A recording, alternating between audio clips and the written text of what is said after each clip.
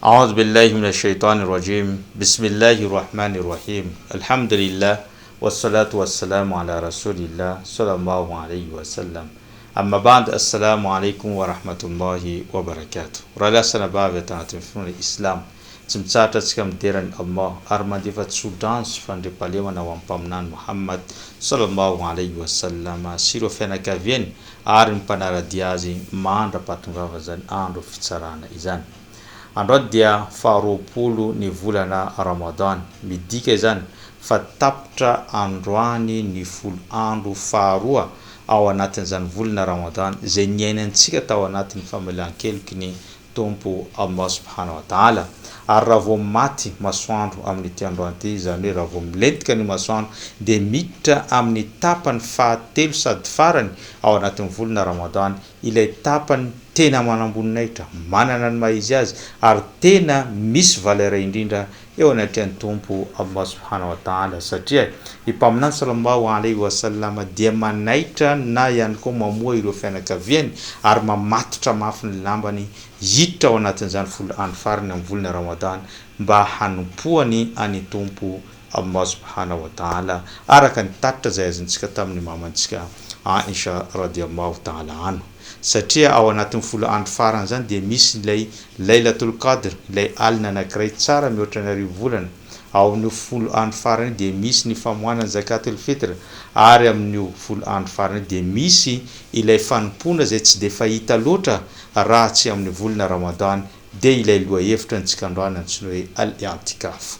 Ny i'tikaf dia fijanonanao any amin'ny moskey mandritra ny fotoana vitsivitsy indrindra amin'ny folo andro farany amin'ny volana Ramadan mba hanomponao ny Allah subhanahu wa ta'ala ary hanakekezanao bebe kokoa any tompo Allah subhanahu wa ta'ala amin'ny alalan'ireo fanompona no sady mitady ilay alina antsoina hoe Lailatul Qadr ilay andro alina manamboninahitra indrindra amin'ny alina rehetra manerana an'izao tontolo zao ary amin'ny fotoana rehetra dia io alina io no manamboninahitra eo anatrehan'izany finoana Islam zany. Rehefa miditra ny folo andro farany dia manao an'izany i'tikaf zany ary zany dia hita sotra fa nataony mpaminany sallallahu alaihi wasallam sy nampiariny ireo sahaba na ireo mpanarady azy ary nilovainy ireo mpino Islam taty aoriana mandraka ankehitriny lasa lova eo amin'ny mpino Islam rehefa tonga ny folo andro farany amin'ny volana Ramadan. Ka ny fidirana aminazy io na fandehanany eny amin'ny moskey dia manomboka androany milentika ny masoandro zany hoe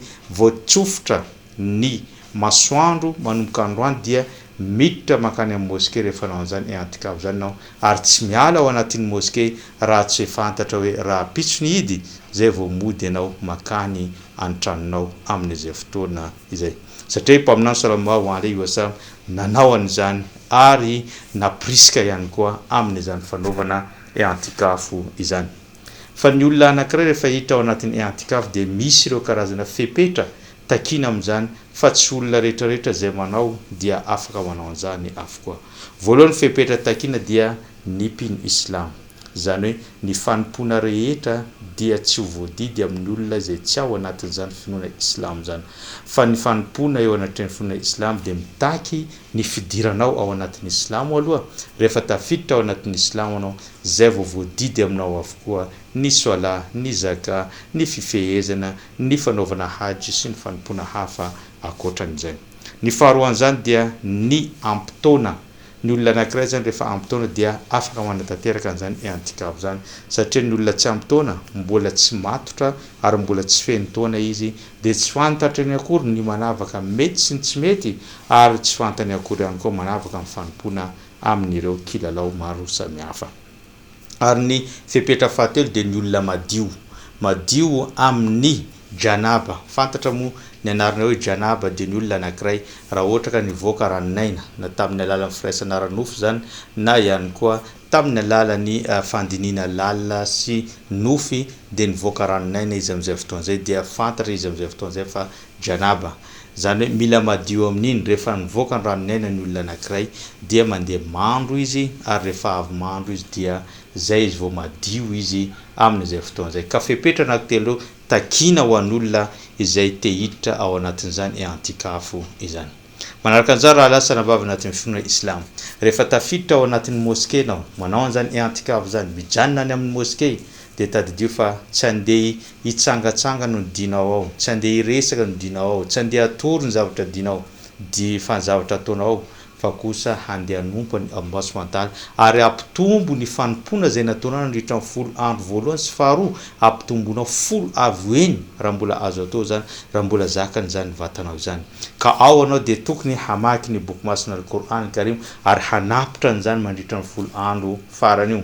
rehefa tapitra anao zany dia manao ireo karazana zikrillah manao istighfar manao dhikr maro samihafa ary tsy vitan'izany manao anao fibebana amin'ny tompo Allah subhanahu wa ta'ala manao doa anao satria anao anatin'ny moské madio anao eo akaiky Allah eo ampanaovana fifehezana dia mangataka doa anao amin'ny tompo Allah subhanahu wa ta'ala manamaro ihany koa ireo karazana sunna maro samihafa amin'ny sola sy ny fanompona zay mety mifandraika amin'izany zay azonao atao tsara ao anatin'izany moské zany tokony miezaka zany ianao ao anatin'izany moské fa tsy sanatria mahita namana anao dia lasa anao variana amin'ny reny resabe na torimaso ty fitafahoatra ao anatin'izany moské zany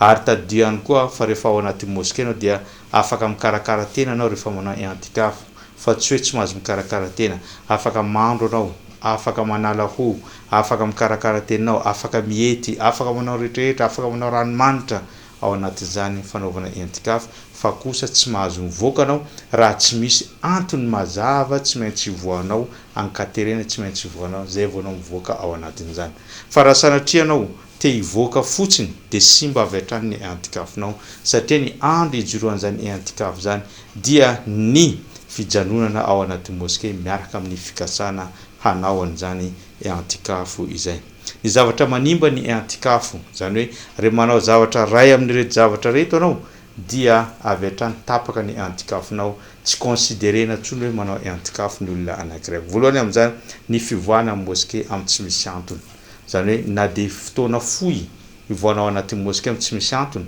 dia tapaka avy hatrany ny i'tikaf izay ataonao faharoa amin'izany raha ohatra ka ny fahaverezan-tsaina zany hoe lasa tsy feno saina tsony anao na ihany koa tsy olona feno na ihany koa olona manan-tsaina anao satria ny fanompona dia voadidy amin'ny olona manan-tsaina fa tsy sanatria olona adala ka ny fahaverezan-tsaina dia mety miseho amin'ny zavatra maro mety eo hamamoana mety ihany koa eo ny fahalasana adala tampoka sy ny tariny sanatria avy nanezany rehetrarehetra zany fa raha sendra mitranga amin'ny olona anankiray dia sy mba avy hatrany ny i'tikaf izay nataony raha vehivavy izy dia raha tonga fotoana izy dia tapaka avy hatrany ny i'tikafiny ary ny olona rehetrarehetra izay nanao firaisana ranofo amin'ny androny na izy ao anatin'ny i'tikaf